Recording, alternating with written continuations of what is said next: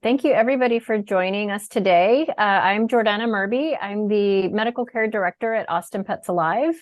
I am going to divert just a little bit from our schedule here and introduce Lindsay Ogan to you. Lindsay is our Instructional Design Manager at Austin Pets Alive, but really that's a fancy way of saying she is our Oz of all things medical protocols.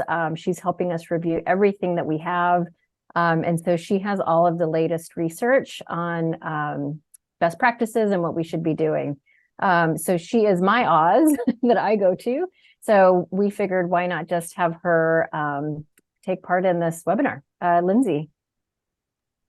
Hi, thanks everyone for joining us. Like she said, I'm Lindsay Ogan. I helped start Austin Pets Alive's life-saving programs way back in the day in a little vet clinic in an Airstream trailer. And we've come a long way since then, and we've learned a lot along the way. And so I'm really excited to share with you what we've learned about treating calicivirus.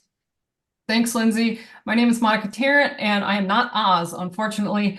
I used to work with the amazing team in Austin many, many years ago, and now I am the Chief Innovation Officer with the Give Them 10 movement. So without further ado, we're going to go ahead and get started talking about calicivirus, and we are going to take you all the way through what is calicivirus, signs and symptoms, how you can diagnose it, how you can test it, and importantly, how to do both practically, not with $1 million budget, because if you do have $1 million budget and you're on this call, we'd like to talk to you about that.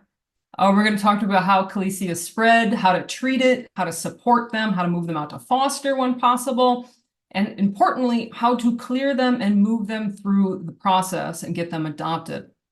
And then we should have time for Q&A. So to kick us off, what is calicivirus? For those of you who don't know, it is the C in your FVR-CP vaccine. Calicivirus is super contagious.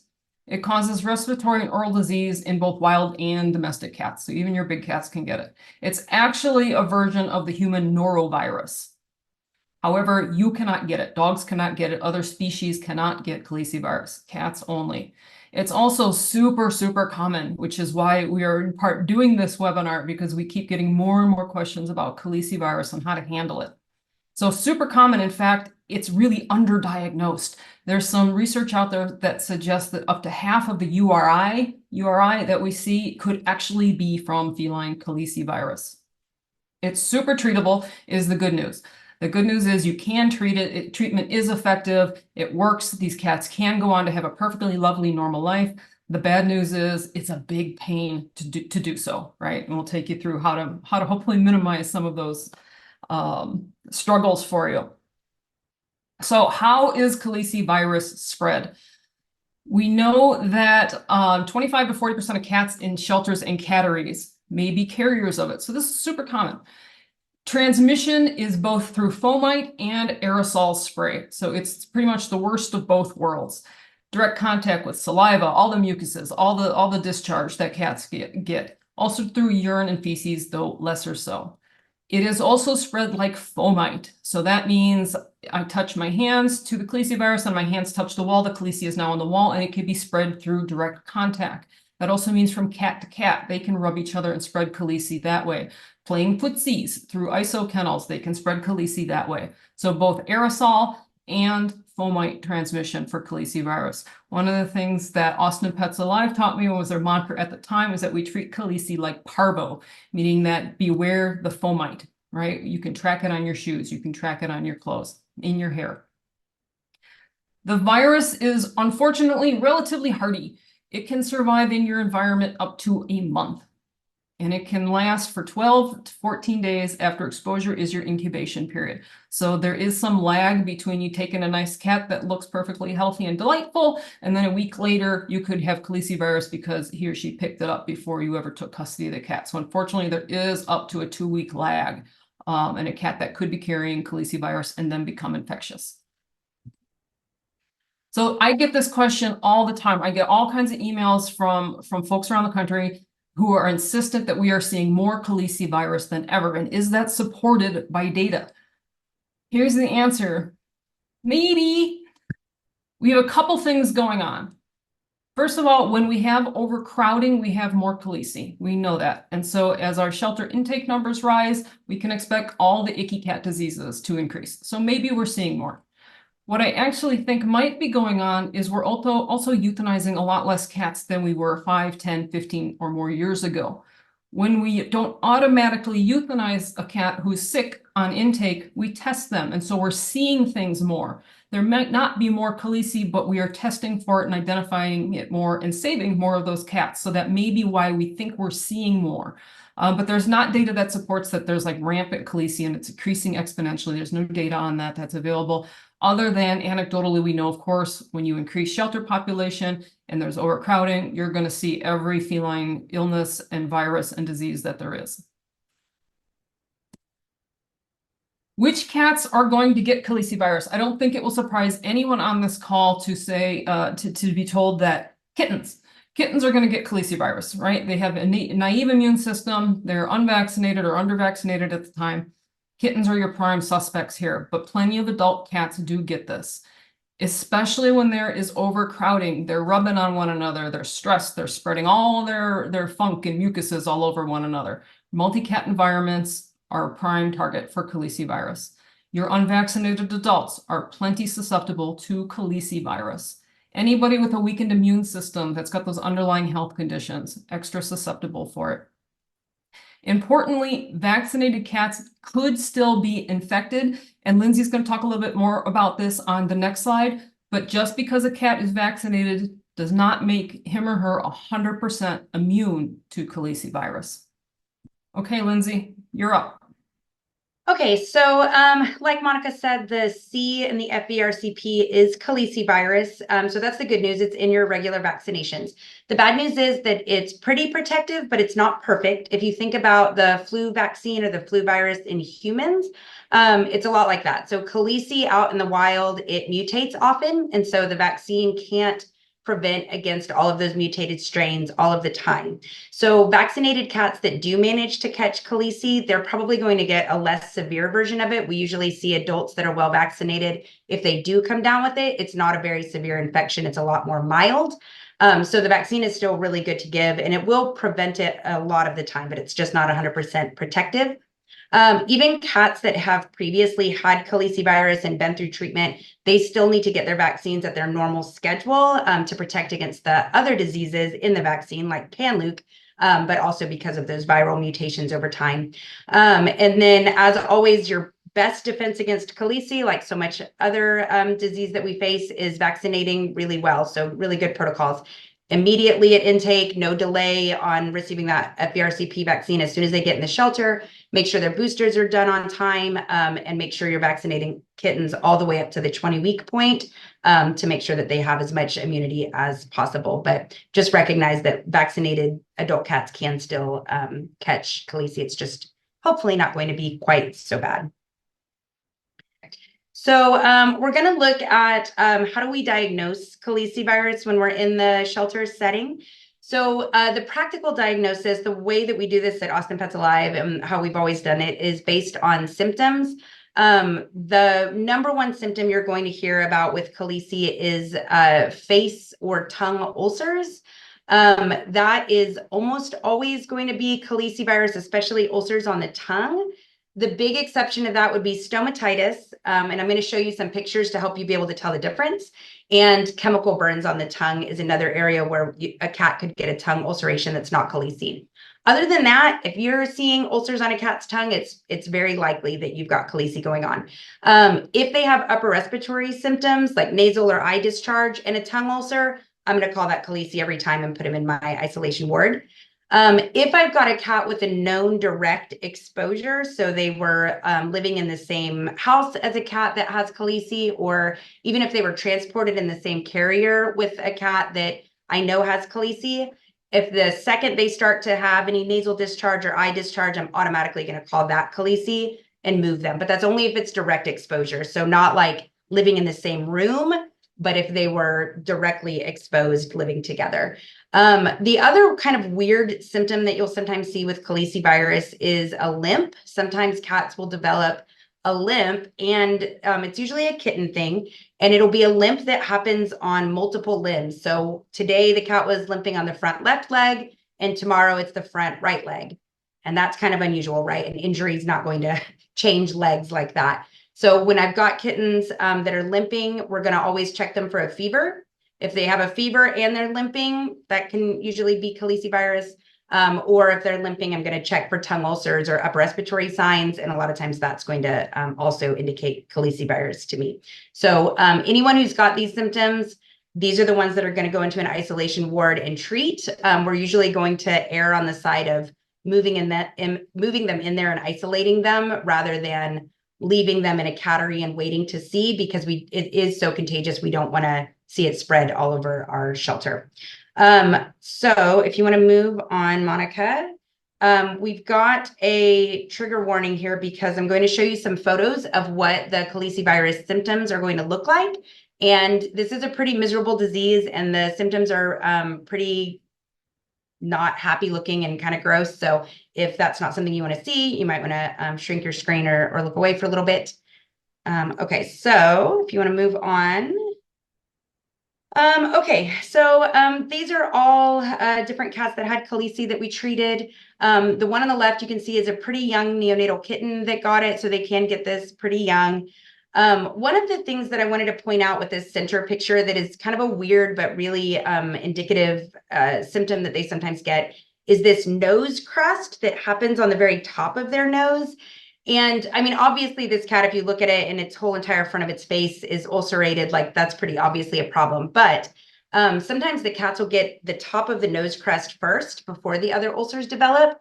And it oftentimes what happens is someone thinks it's wet food that's kind of crusted on top of the nose, and they go to wipe it off or clean it off, and it picks off like a scab. It picks off and leaves raw tissue underneath like an ulcer. When you see that, that is a huge red flag for calicivirus. So a lot of times it's one of the very first things we'll see is this looks like wet food, and then you pick it off and it's actually a scab and there's an ulcer underneath. That's a big red flag. And then over here on the right, that cat, you can see that it has the nasal discharge, and you could almost think maybe it's just a bad URI, it's got a lot of nasal discharge. But you can see how that crustiness and that discharge is also kind of around the mouth as well. And that's a little bit more indicative of calici. And if you open that cat's mouth, its tongue was covered in ulcers. And so that was like immediately switched it from just being a bad URI to a calicivirus diagnosis. So those are some pretty big red flags that you're going to be looking out for. Okay, and then the next slide. So these are what the tongue ulcers look like for calici. The one on the left is pretty mild. Those are not the easiest things to see in a cat's mouth, so you have to look pretty carefully. But you can see like the little red spots, and you can tell that one spot on the right-hand side of the tongue is like missing the papilla. It's like got that little bald patch. And so those are pretty indicative of calici. That's pretty much the only thing that's going to cause that kind of ulceration. The one on the right is obviously much worse ulcers, and notice that they have multiple spots of ulceration. That's more likely to be calicivirus. Okay, so then the next slide. So these are not calici ulcers. So these are the examples of cats that can get ulcers on their tongues but are not from calici. So the picture on the left is actually a chemical burn. So this was a cat that licked, and this was not an APA, this is somewhere else, but this cat licked a quaternary ammonium product, and it burned the papilla off of the tongue. One thing that I noticed about this that would help me if I was trying to figure out, is this calici or not, is the pattern of the ulcer. It's one big spot, and it's on the part of the tongue that I would expect the cat to be licking a surface, like the tip, the distal portion of the tongue. And it's pretty uniform. And so that, I don't know, to me, it looks like where a cat would be licking something and burned their tongue. And I would also not expect that cat to have like upper respiratory infection and things like that. The pictures on the right are stomatitis. So if you're working with cats, you're probably familiar with stomatitis. And so that's the the inflamed gums and mouth tissue in stomatitis. And sometimes that can cause ulcers on the tongue. Those ulcers can look a bit like calici, and they're harder to tell apart. Our rule of thumb is that if you've got a cat who obviously has stomatitis, does not have URI symptoms and has a tongue ulcer, we're going to call it stomatitis. We're not going to call it calici. We're just going to watch it carefully for URI signs. Otherwise, anything else, we're going to probably call it calici. Interestingly, there's some new research that's coming out where they've been testing stomatitis cats as chronic calicivirus carriers. And some studies have shown 100% of cats with stomatitis are also chronic calicivirus carriers, which I think is kind of fascinating new research that's coming out. There might be a link there to why cats get stomatitis. It might have a calicivirus component, but there's not enough done yet to really definitively say that. But anyway, keep an eye on that research. I think that's really interesting. Okay, next slide. So I didn't talk at all about running any tests during any of that, and that's because we don't at APA run any kind of tests for calicivirus. So there are some tests out there. The most reliable one is the IDEXX PCR. It requires deep pharyngeal swabs and a conjunctival swab be submitted. And so that's going to need to be a veterinarian performing that. We're not going to have technicians doing conjunctival and deep pharyngeal swabs. It's probably going to require sedation. It's a 1 to 4 day turnaround. 4-day turnaround is a problem for me because I can't leave a cat who has calicivirus symptoms sitting in my cattery not getting treated for 4 days while I wait for test results. I'm going to have to isolate them. I'm going to have to start them on treatment. So why is the test going to even matter to me? Another big problem is that the modified live virus vaccines that we use for FVRCP, they can create a false positive for a few weeks. That's IDEXX's term, a few weeks post-vaccination. So for kittens, a few weeks is their entire vaccination period, right? And so the whole entire time kittens are being vaccinated, if you use modified live virus vaccines, you're going to have false positives. And so that's not very helpful. And then false negatives, like any PCR, are possible if your sample didn't just happen to not contain enough viral particles. And so you can test a cat that has calici and they'll test negative even though they have it. So false positives, false negatives, long turnaround time, difficult to do, and it costs $100 is the IDEXX cost to clinics, about $100. And it's not going to change my treatment plan. If I have a kitten with obvious symptoms and they test negative, I'm going to assume it's a false negative and still treat it. And the treatment is all symptomatic based, which we're about to talk about. And so it's not going to change what symptoms I'm treating. And so anyway, I don't recommend the testing. I think it's a waste of money. The only time I would recommend it is a cat who's post-calici, and we're going to talk about that.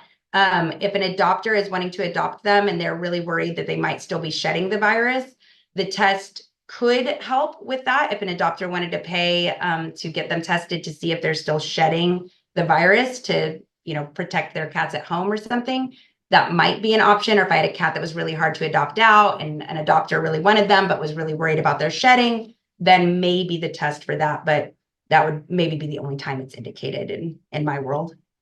Okay, next, and I'll give it back over to Monica.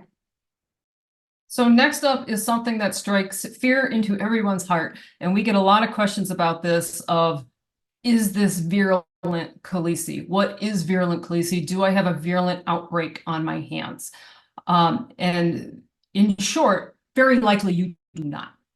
All three of us on this panel have lived through virulent calicivirus, and none of us care to relive it, but it is really pretty rare. So almost assuredly, you don't have a virulent outbreak. There's no test to know if you do have a virulent strain running through your cattery. No test differentiates virulent calici from regular old calici. It's a mutated strain, and it causes a very, very severe form of calicivirus. The best way to know if you've got virulent calicivirus is just that all of the cats have markedly worse symptoms. And by markedly worse, I mean their faces are sloughing off bad. It cannot be overstated how severe virulent is. The good news is it's really pretty rare. It really is. Almost assuredly, every call I get, you don't have virulent, thank God, right? The other good news is that it's still treatable. You can still do it. And all known cases eventually die out on their own. And the cats who have recovered for 3 or more months, there's never been a transmission case cited. So those cats, even when they have the virulent version, get them through that major trauma and treat them, let them heal. They too can go on and live perfectly healthy, lovely lives. So no different symptoms for virulent calicivirus at all. No way for you to really tell the difference. It's just that the symptoms are way, way more severe, but almost assuredly it's not virulent calici is the good news. Okay, back to you, Lindsay. All right, so our treatment here, it's based on symptoms. So like other viruses, there's no cure for it, like parvovirus or panleuk. We just provide supportive care and treat any secondary infections that they have. Don't wait to start treatment. We treat really hard and fast, like we just immediately give everybody kind of everything. We know that these guys are going to go downhill before they start to recover, and that's especially true when the ulcers start up in their mouths. If they start getting mouth ulcers, we know that they're going to kind of have a worsening period before they start to get better. It's a pretty painful condition. Those mouth ulcers do not feel good. It's just kind of miserable, especially because they have to be in isolation, and it can take a long time to heal. So that's one of the things that makes it worse than parvo, in the sense that parvo, usually they're usually done with it pretty fast. This one, it can sometimes take a while. We'll see cats kind of lingering with symptoms for weeks sometimes, usually not, but it can take a while. So that's why we just treat it hard and fast. So we start all the treatments immediately. The only difference between what kind of treatments we use is consideration of pain. That's really important with these guys. So one of the cornerstones of medically treating for calici is going to be carafate or sucralfate. It's really cheap. You can buy, I think the 100 tablet bottle is like $1.50 on MWI. So it's extremely cheap medication. It's cool because it coats the ulcers in the mouth, in the esophagus, in the stomach. It coats all those ulcers, and so it'll make it less painful. You want to give it before you give medications or food, and give it time to protect before you start messing with their mouth otherwise. The neat thing about it is that there's only 2 doses you have to worry about. So there's the less than 5 pounds or the greater than 5 pounds. So the way logistically that I do this, it is a little bit of a pain because you have to give it before other treatments. It can make it a little bit difficult. But what I recommend is you go into your ward and you immediately, when you first get in there, make a bunch of carafate slurry. So the tablets are huge. If you've never worked with it before, they're big tablets. You can't just shove it in a cat's mouth. What you do is you break it. So it's a 1/4 tablet for kittens and a 1/2 tablet for adults. So you break it and you put it into the back of a syringe, and then put the back on the syringe, and then suck some water up in that syringe, and then just leave it sit there. And it's going to dissolve in that water into a slurry. And so what I'll do is I'll see how many kittens and adults I've got, count it up. I'll make my 10 or 15 syringes of slurry that I need, and just set them all out on the counter and let them start to dissolve on their own. And then I'll go through and back to my first syringe that it only takes a few minutes for it to dissolve, shake it up. And then I'll go through and one at a time give each cat their carafate only, and forget about any other treatments or anything, just the carafate. Washing my hands in between each cat because I don't want to spread herpes or other viruses from one cat to the next. So I still wash my hands in between. And then at the end of giving everybody their carafate, I'll go through and get together whatever other treatments I need. I'll let it sit and soak in, give everybody food, whatever. And then I'll go back and start treating from where I started. And so that is the kind of easiest way to get that into them without it being super time consuming and difficult logistically. The important thing is that you can't make the slurry super far in advance. So sometimes people want to just mix up a bunch of tablets in water, and that would make it a lot easier. But you can't do that. It becomes ineffective if you make it like the day before, if you make a big batch of it. So you have to kind of make it and then use it within a couple of hours. You can't make a big batch in advance, unfortunately, but it's a really important medication. Okay, next. So you're going to want to use antibiotics just like you would with any other URI. So we use azithromycin, just a little bit harder hitting. Normally with a mild URI, we would just use doxycycline, but we use azithromycin for these guys because it's usually more severe. We do 10 mg per kg by mouth once a day for 5 days, and then every 3 days for 6 additional doses. And that's going to help with any secondary bacterial infections they're getting with that nasal discharge and mouth ulcers, all of that. It's not going to work on the virus, of course, because it's an antibiotic, but it's good for secondary infections. Eye medication. So if they have eye involvement, which a lot of these do, but not all of them, but if they start getting any eye discharge, we're going to use gentamicin ophthalmic drops. The trick here is that you can buy gentamicin ophthalmic drops from places like MWI, but they're very expensive. And you can't, you don't want to share the bottle from one cat to the next. You want to put it like in individual syringes that are labeled for that cat without a needle. And then that syringe stays with the cat. I don't share one bottle from cage to cage because I'm going to spread disease that way. But the cheap thing to do is to home make the drops yourself. So you can use artificial tears and then injectable gentamicin. You put 50 milligrams, which would be half of a milliliter if you're using the 100 mg per mil injectable. And you put it into the artificial tears. Make sure you keep everything sterile during that process. And then that can be your homemade recipe. It'll make a 3% solution. This was actually common practice in regular vet clinics for a really long time. They made homemade eye problem medications using a bunch of different stuff that they would put in them. It was really common. And then compounding drugs in vet clinics became illegal some time ago. And so this process went away in regular vet clinics, but it is actually something that was very normal using injectable medications. So it is safe to use that injectable gentamicin in the eyes like this. It is an acceptable thing to do so long as you dilute it.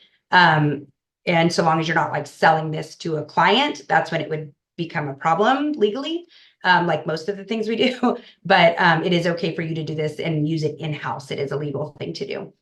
And then for pain control, these guys are going to be painful if they have any kind of mouth involvement, which they almost always do, or if they get that face stuff, it's going to hurt.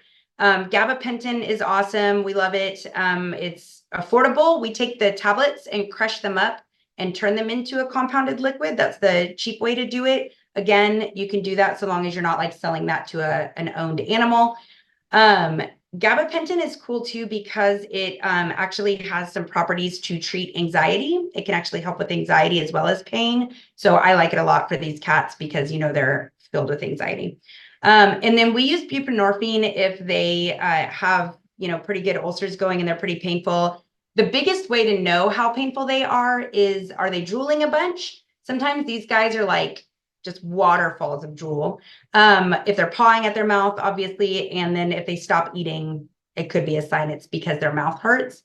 Buprenorphine SR is beautiful. That's the sustained release that you give it once and it lasts for 3 days. And you only have to give it, it's an injection, so it doesn't hurt their mouth.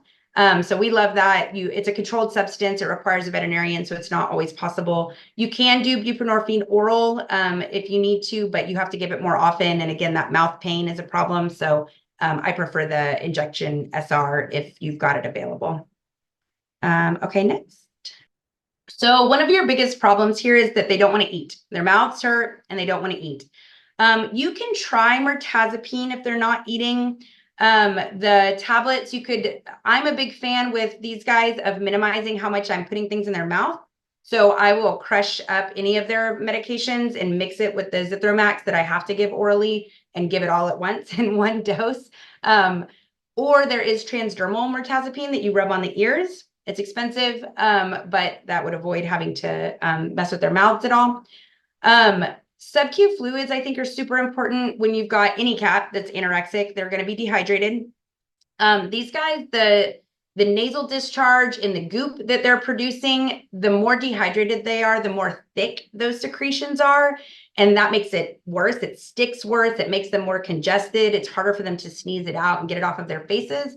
So I really like sub-Q fluids on these guys, especially to kind of thin their secretions. So if they're eating and drinking, then you don't need to do that. But if they're not eating, then I like sub-Q fluids to help them feel better and thin secretions. Force feeding is a hard one.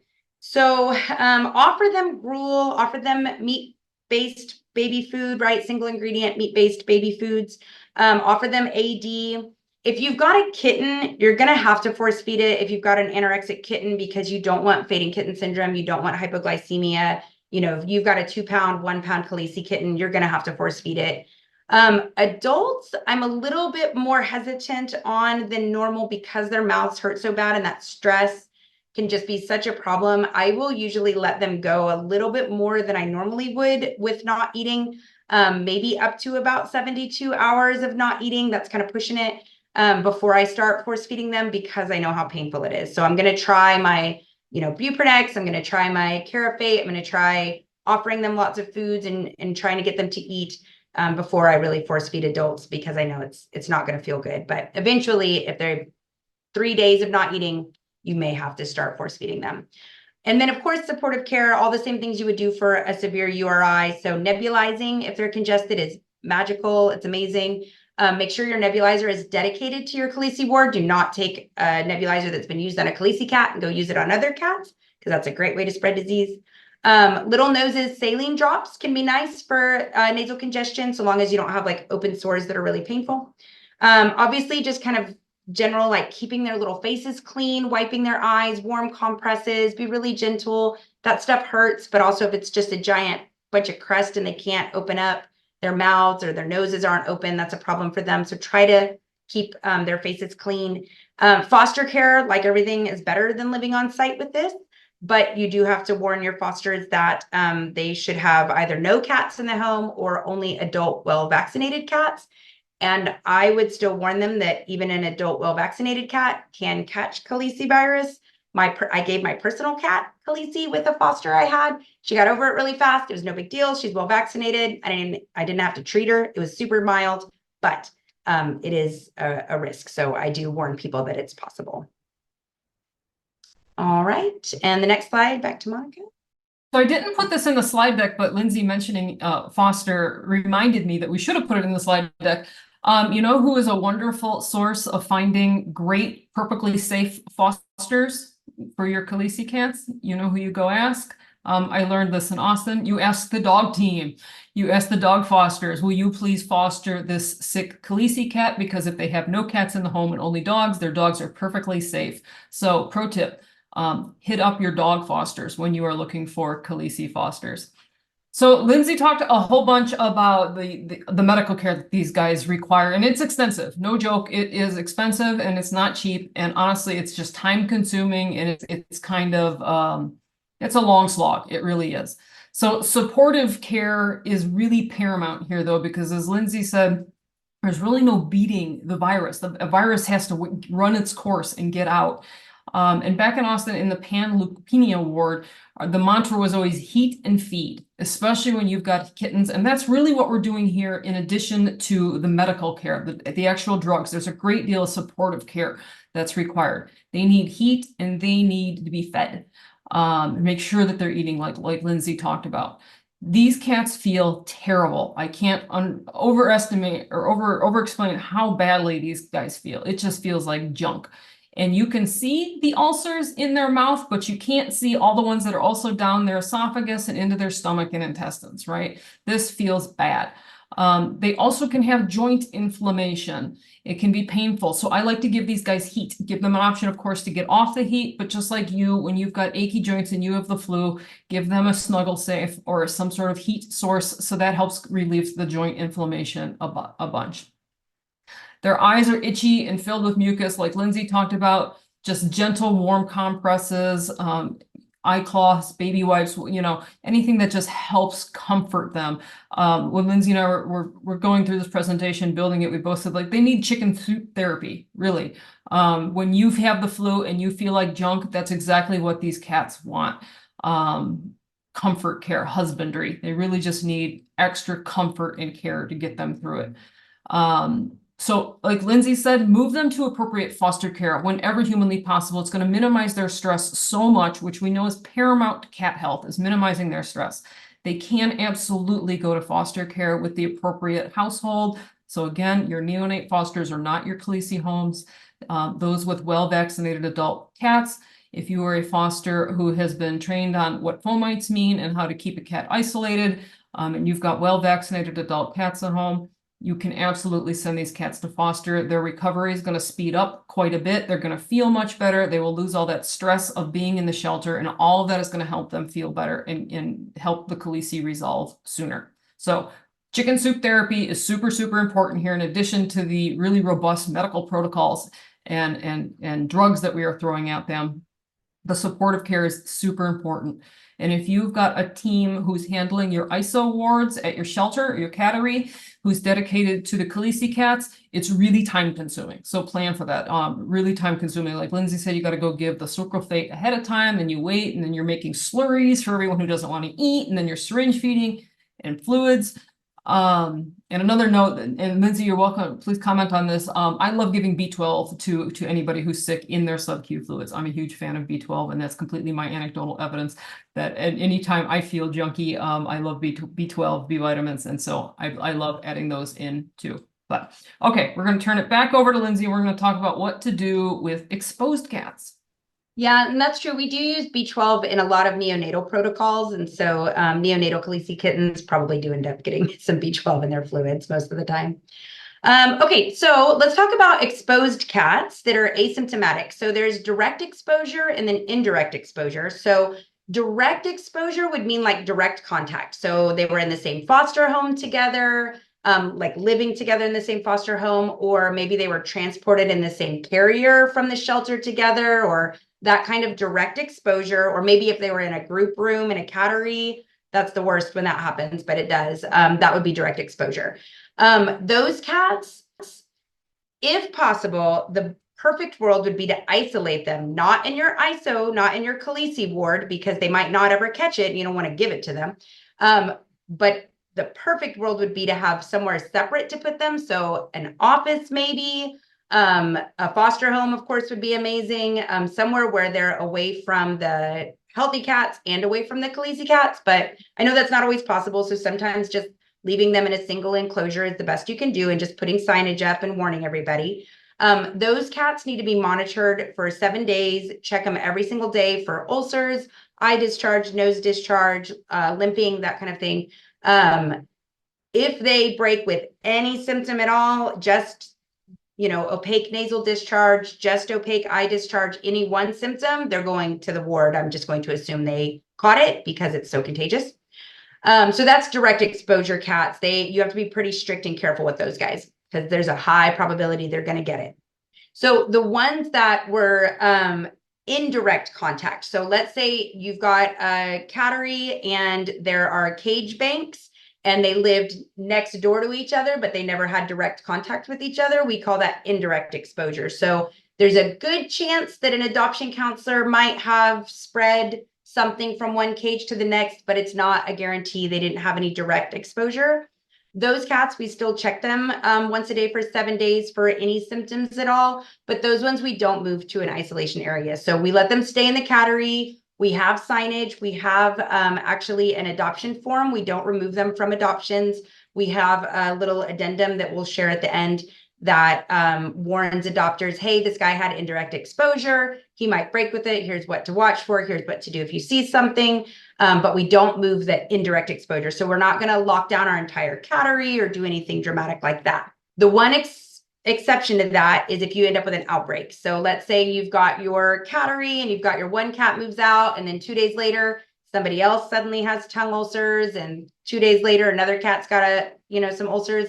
I'm going to assume that I've got an outbreak, and that might be the moment when I shut that room down and just turn it into an isolation ward and start watching everybody and just treating as they pop with it. Because if you've got 2 or 3 or 4 cases, you've probably got an outbreak. And that actually happened to us once in San Antonio, and the entire building, the whole building, the cats that were going to get it got it. And it was the majority of the cats got some level of calicivirus. And that was our first ever outbreak we dealt with. So we didn't know as much back then, but it can definitely happen to them. But just keep an eye on them really closely for 7 days. Okay, now we can move on.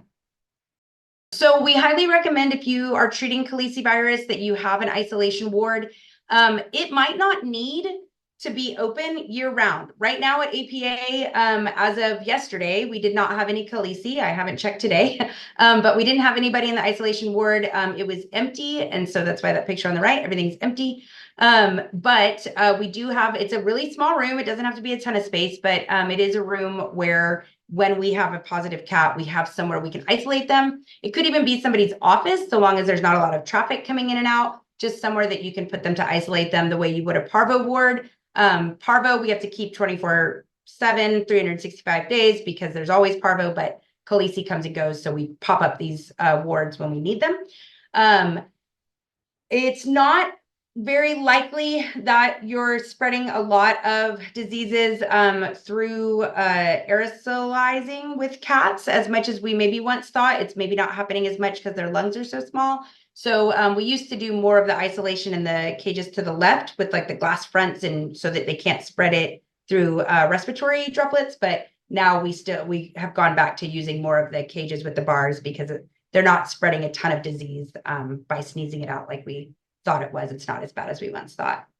Oh yeah, that's one other note. We still wash hands between every single patient in the Calicivirus ward because we don't want to spread herpes or panleuk or other nasty things from one cat to the next. They can get multiple viruses at a time, and so we don't want to spread that. So we do still wash our hands, maybe change gloves from one cage to the next, even inside the Calicivirus ward. All right, you're up, Monica. Okay, so cleaning and disinfecting. So PPE, personal protective equipment. Gowns and gloves are pretty mandatory. You can get those fomites on your shirt, on your clothing. If you've got long hair, please tie it back. The Calicivirus isolation ward, it should go without saying, is a no snuggle zone. You may not pick up kitty and snuggle kitty all up to your face as much as you or the kitty may like that. No snuggle zone, wear your PPE, change your gloves in between every single cat, and please be conscious that anything your dirty glove touches is now also contaminated. So make sure you've got really good glove hygiene inside the Calicivirus ISO ward. Clean and medicate and interact with your Calicivirus cats last. So they are the last ones that your kennel staff clean. They are the last ones that you medicate. They are the last on your list of rounds to visit for the day. Very, very last. Disposable food and litter receptacles work great. They'll save you a whole lot of time. Just get the cheapest litter you possibly can and throw it out. Don't bother scooping. Disposable food trays, aluminum pans from the Dollar Tree, whatever it is that you can make your life easier, do so with disposable stuff because it's so time consuming to treat this, especially if you've got a whole mess of them on your hands. You can absolutely bleach bath the bowls and pans. You don't have to throw them out or burn them. You can disinfect them with a bleach bath if you don't have or don't want to use disposable things. So what kills Calicivirus? The good news is bleach at 1 to 32 will rescue, and trifecta will kill Calicivirus. So of course, make sure you're doing good cleaning versus sanitizing. Make sure you understand the difference in both, that we're cleaning first and then sanitizing after. And as usual, we have to have our 10-minute contact time with all of those disinfectants. But the good news is that the 3 big ones will in fact kill Calicivirus. Your laundry, the verdict is still kind of iffy on this. We went back and forth with everyone and there's kind of mixed reviews. We feel really comfortable with wash your laundry twice and wash it separately, and you should be good to go. We don't feel like you need to have unique laundry that never leaves the Calicivirus isolation ward, or you certainly don't have to send it to the landfill after you've got a Calicivirus cat. We feel really comfortable with wash it twice and wash it last, and you should be good to go. Medical clearance, the fun time. When do we get to move these cats out? What we do is after they're over it in the isolation ward, 7 days they have to go with no clinical signs to move out. That's a lot, and it's bigger than a lot of our other diseases that we worry about because these guys can shed Calicivirus for a long time afterwards and get other cats sick. So we say no signs at all, no more nasal discharge, eye discharge, ulcers, 7 days of nothing before they can move out. This is hard though, because if you've got a full ward and more cats moving in because you've had an outbreak or another shelter's had an outbreak and you're helping them out, this can feel a little impossible. Sometimes cats will have these healing ulcers on their tongues for 4 weeks. And it's really hard to keep a cat in isolation for 4 weeks. The cat doesn't like it. Nobody likes it. So one thing that we are a little bit more flexible with is if there is an ulcer on the tongue that we know is old, we know it's been there, you can draw a picture and chart it. We know that it's a healing ulcer, so the tissue is pink, not red. It looks the same color as the rest of the tongue. And all there is just missing papilla that haven't grown back yet, but otherwise it looks healthy, right? And the cat has no other symptoms. then sometimes we'll say, okay, we can't keep waiting for 3 weeks, waiting for that ulcer to heal. We'll say the 7 days starts now. This ulcer is healing. We're okay. But really, we only allow our experienced medical staff to make that call. Experienced vet techs, we are really careful with that, because the worst thing you can do is clear a cat, move it into some group house, and he gets everybody sick. Ideally, even if the cat is perfectly healthy, no ulcers, looks amazing, ideally, they're going to move into either foster care or at least into like an individual enclosure for another week after that first 7 days. So you get a good 2 weeks after the end of the disease process to stop shedding the virus. That would be my ideal world. I would not take a cat right out of, and because their fur might still have some virus particles on it from grooming themselves, I would not take a cat out of the Calicivirus ward and immediately move them into a group housing situation if I could at all avoid it. I think that's a dangerous proposition. Okay, so we're at the final hurdle. We have diagnosed and we have treated and we have cleared these cats. And this is where a lot of questions come from, is what do we do with them next? What is responsible? How long are they shedding for? Do they need some sort of adoption addendum or rider? The good news is that send these cats home. Yes, you can adopt them. I promise you that it is not only safe, but responsible to adopt these guys out after treatment. You can. There's some confusion out there, though, about how long that they shed. This is true. And there's not going to be a definitive answer for how long each cat could, in theory, shed the virus. A lot of them, it's 2-3 weeks, but some are long-term carriers. And like Lindsay talked about earlier with the stomatitis, there may be a lot more to this than we currently realize about who carries calicivirus chronically. But even if this cat that has been through treatment is still shedding, it doesn't mean that they're going to get another cat sick. Remember at the beginning, we talked about how common calicivirus is, how many cats are carriers, and how underdiagnosed it is. So just because somebody is exposed to your cat who's been through treatment, it doesn't mean that the exposed cat is now going to get sick. If a well-vaccinated adult cat does get some of this shed on them, it's unlikely that they're going to get full-blown calici. Most of the time, according to what research shows us, it's really self-limiting and self-curing in a healthy adult cat who's not under all the stress that they are at the shelter. Just like herpes virus, many cats have carriers. They've been exposed their whole lives, and there's no way for us to ever really know that. Shed, we know, is drastically reduced and lowered once treatment is finished. So we can feel good about that, knowing that even if you might still be shedding, it's much, much lower now that you've been through treatment. Vaccinated adult cats in the home are at little risk, is the good news. And if infected, 9 times out of 10, they're going to be okay with no treatment anyway. But that doesn't mean we're not going to tell adopters things, right? We're never going to hide medical information from adopters. That would be irresponsible. We're not going to do that. We need to disclose.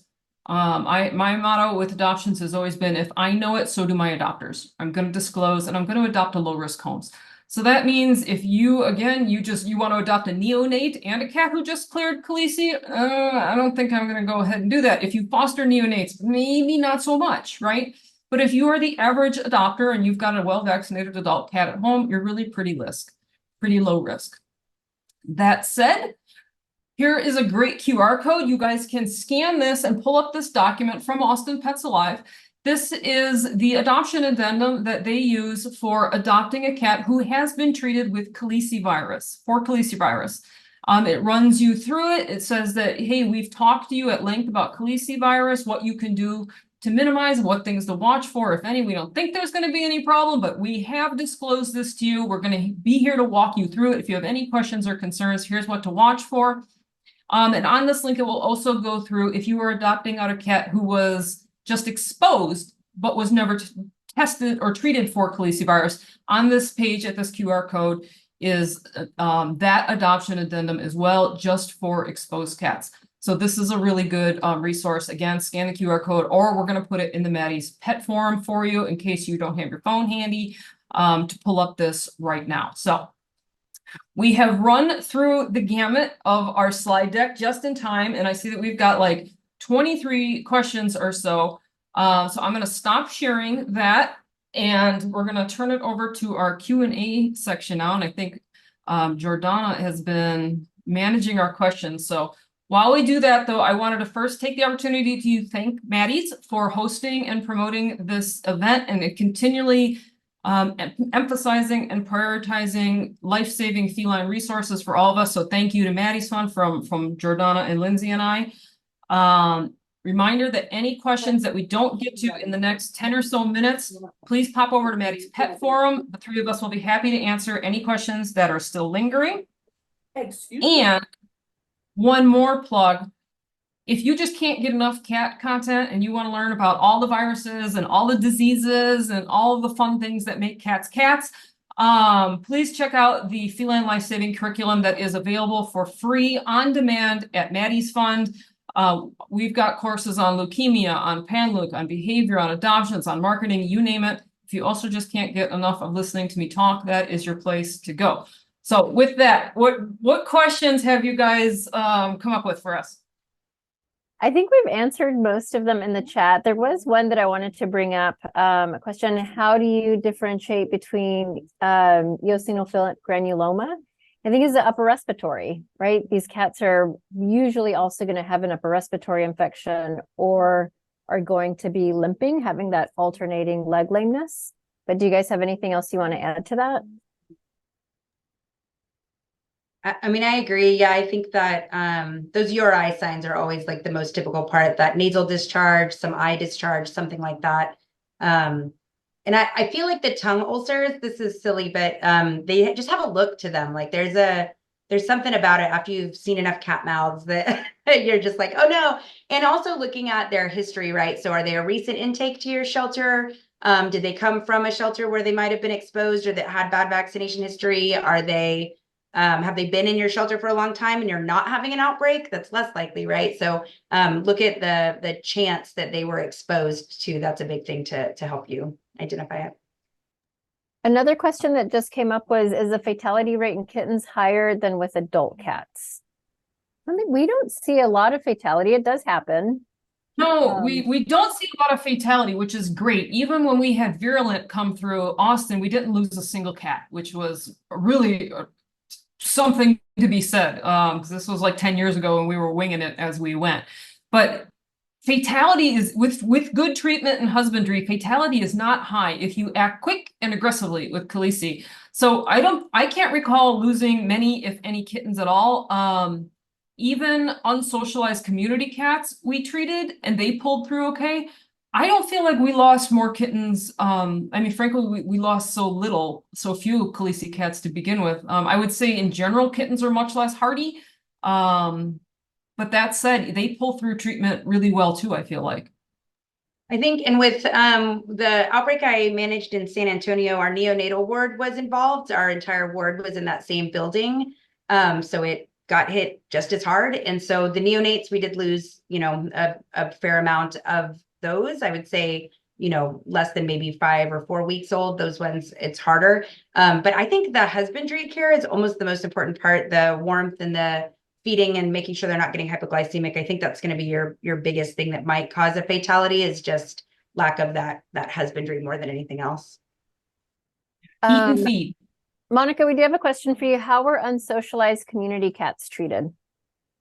So there's a great video on this on the Maddie's Learning Portal that we just talked about, and I think Allison has thrown that link in the chat. It's called a feral and fractious handling course, and in there I've got videos of us treating a really fractious community cat in the Calicivirus ward at Austin Pets Alive several years ago.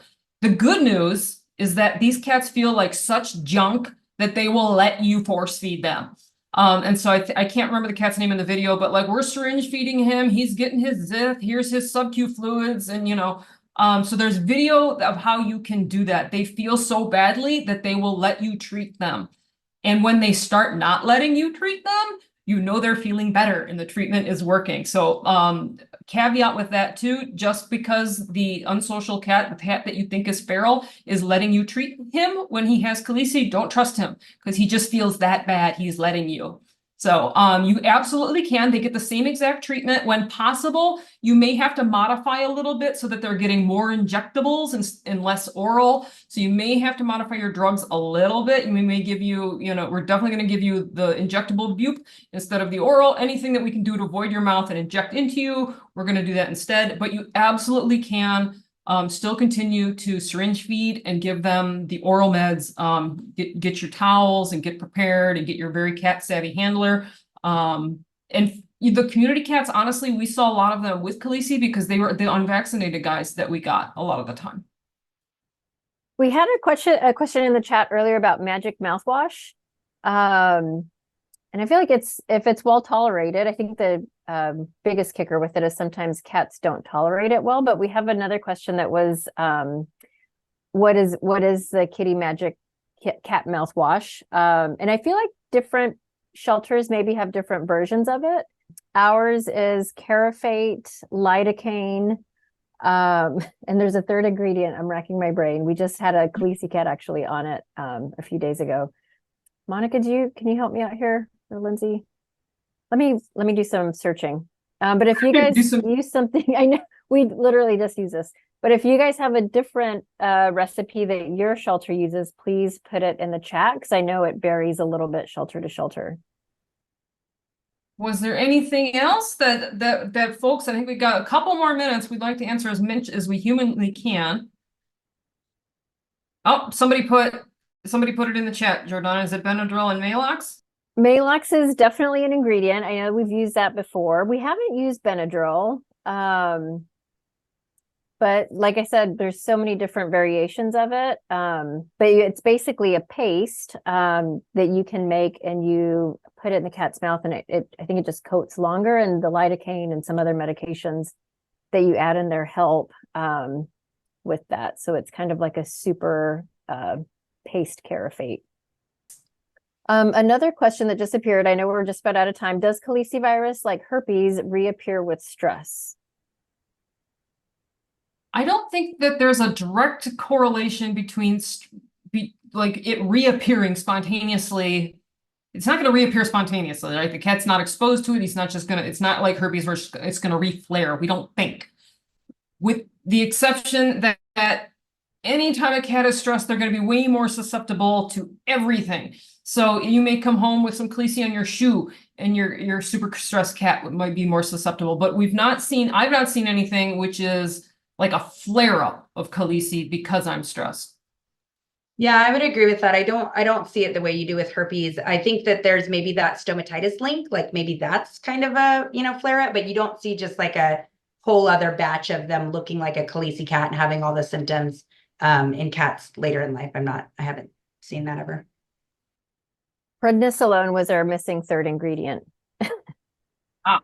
Well, we are at, so unless there were any, Jordana, is there anything else that is super pressing? Otherwise, we will absolutely get to the remaining questions in Maddie's pet forum. And I think if there's a big takeaway, vaccinate, vaccinate, vaccinate. It is your best defense against Calicivirus. Treat hard and aggressively when you even suspect it's Calicivirus. Heat and feed, chicken soup therapy, and you absolutely can and should send these cats out to foster and into adoptive homes. Big pain in the butt, but you can save these cats. And again, we are here to help you do that if we can answer any questions. Thank you all so much for attending. Thank you, Maddie's Fund. Thanks for joining us, everybody. Thank you, everyone. Thank you, Maddie's. Thank you.